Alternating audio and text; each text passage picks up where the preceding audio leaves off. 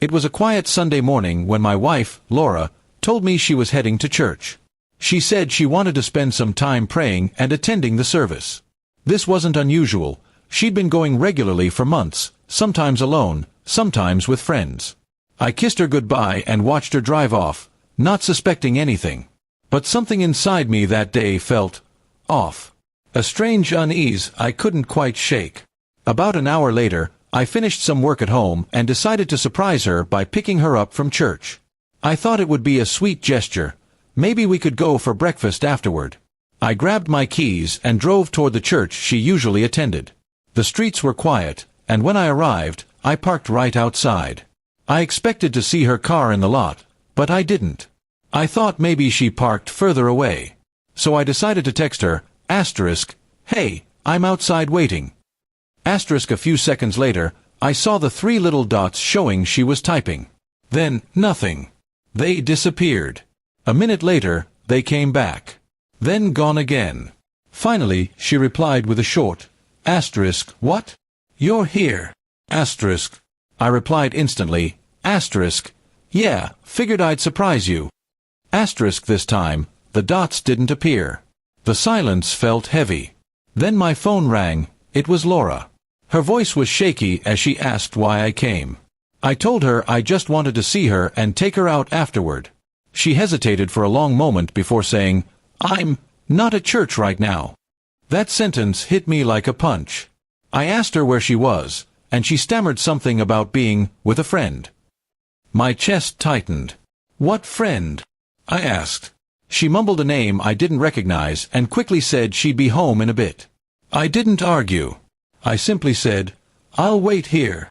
The pause after that was deafening. Then she hung up. 10 minutes later, I saw her car pull into the church parking lot from the opposite direction. She was wearing jeans and a blouse, not her usual Sunday dress. And she wasn't alone. A man was in the passenger seat. The moment she saw me standing outside my car, her face went pale. The man stayed in the car, avoiding eye contact. She got out, forcing a smile. "It's not what it looks like," she said immediately. I raised an eyebrow and glanced at the man still sitting inside her car. My voice was calm, almost too calm. "Then explain it to me." She opened her mouth, closed it again, then sighed. The man eventually got out, muttered a quick "sorry," and walked away toward another car parked down the street. I asked her straight out if she'd been lying to me about going to church. She looked down at the ground and admitted, "I needed some space, and I've been talking to someone." The words, "talking to someone," sounded like a pathetic cover. I told her she had one chance to be honest. She whispered, "It's more than talking." My heart sank, but my voice stayed steady. I told her I'd already suspected something for weeks. The late-night phone calls, the sudden excuses, the distant attitude. I just needed proof. Today, I got it. Her hands trembled, and she kept saying she was sorry, that it just happened. But I wasn't buying the accidental narrative. I told her to go home alone. She begged me to talk, to hear her side, but I was done listening. I needed time to think without her manipulations. I drove away, leaving her standing in the parking lot. My phone kept buzzing with her calls, but I ignored them. When I finally got home, I sat in silence for a long time. Anger, hurt, and disbelief tangled in my mind. I knew I had to make a choice, confront this head-on or walk away entirely. That night, I told her to stay at her sister's place. I needed distance. The next day, I went through our phone records and saw multiple calls and texts to the same unknown number. Some were late at night, some during work hours. That was all the confirmation I needed.